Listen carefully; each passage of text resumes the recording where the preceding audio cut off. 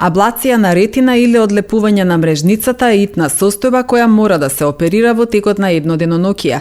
Во систина офталмологија може да се организира операцијата во рамките на 24 часа за време на работен ден или празник.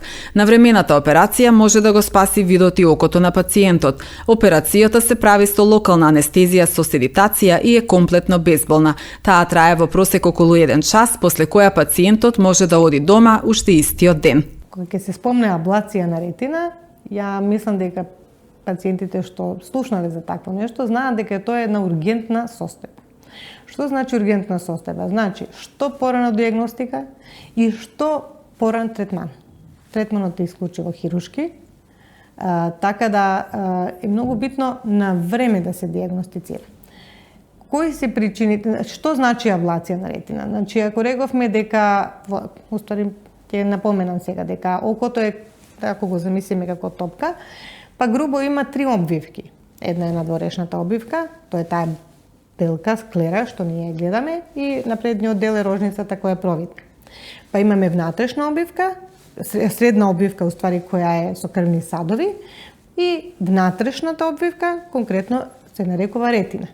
Тоа е сензорниот дел од окото, каде што информацијата се прима преку посебни клетки и преку нервни завршетоци, нервни гранчиња, преку оптичкиот нерв се носи информацијата до централниот нервен систем, што значи тука на место на ретината се стара слика. Таа ретина понекогаш значи знае да се одлепи од зидовите на окото. Постојат неколку причини, а една од причините се некои дегенеративни заболувања на самата ретина, како некои руптури на периферија, слаби точки, да кажеме така, слаби точки на ретина, и во таа руптура, во таа пукнатина на ретина, со тек на време, бидејќи ќе почнува да навлегува содржината од стакластото тело, таа водичка, и ја расслојува ретината, и ја одлепува.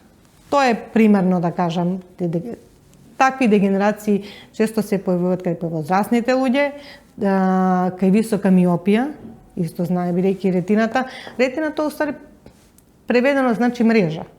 И сега таа ретина која е кај миопните очи, поголеми очи, распоредена како на поголема површина, она значи тенка, истенчена, со можност на повеќе места да се направат такви пукнатини.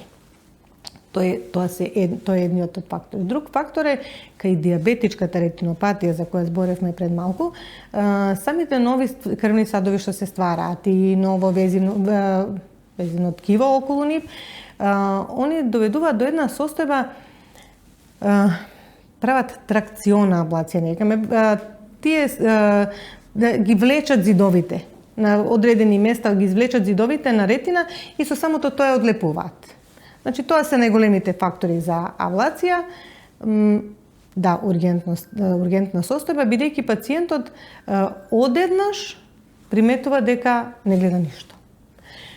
Тоа што може пред неколку дена имал, да кажам, некои светкавици, како некој симптом во видното поле, тоа што може му се некој дел од видното поле почнал да го губи, често пациентите, во моје некој искуство, го абстрахираат. Значи, не му придаваат многу значење, што е најбитно. Значи, најбитно е, често пати, тие промени ние ги дијагностицираме овде како одлепување на стакласто тело, како дегенеративно заболување, кои не даваат трајни последици, меѓутоа, понекогаш таквите заболувања ќе направат аблација, и кога ќе се одлепи таа мрежница, таа ретина, она треба да се залепи.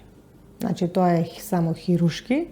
Дали ќе се залепи со воздух, дали ќе се залепи со силикон, како и да е, треба да се направи интервенција хирушка, да се залепи и во зависност од тоа колку време поминало од како се појавила таа аблација, толку се и поуспешни тие интервенции. Значи, ако е во почетна фаза, се бризгува воздух, се лепи, видната острина се враќа и тоа, ако има, да кажеме, стара аблација, 3 до 6 месеци од почеток, таа ретина тешко, она ќе се залепи, тешко се враќа видната острина. А дека мора да се интервенира, мора.